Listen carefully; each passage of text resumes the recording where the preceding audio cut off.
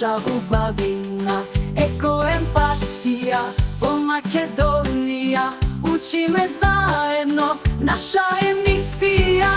Eko empatija, daje sa meni čuvam ne prirodata. Eko empatija, bogatstvo je naše i ljubavina.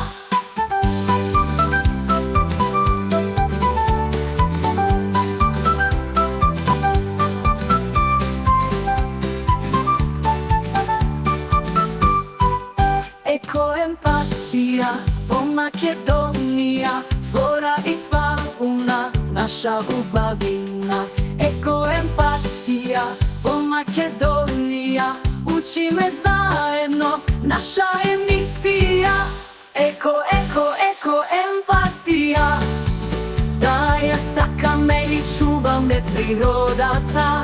Eko empatija, bogatstvo je naše i ljubavina.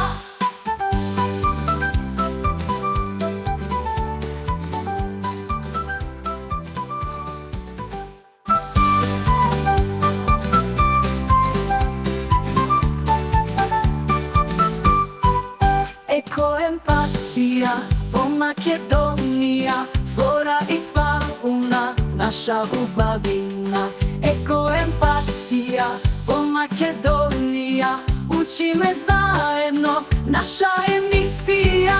Eko empatija, daje sa meni čuvam ne prirodata. Eko empatija, bogatstvo je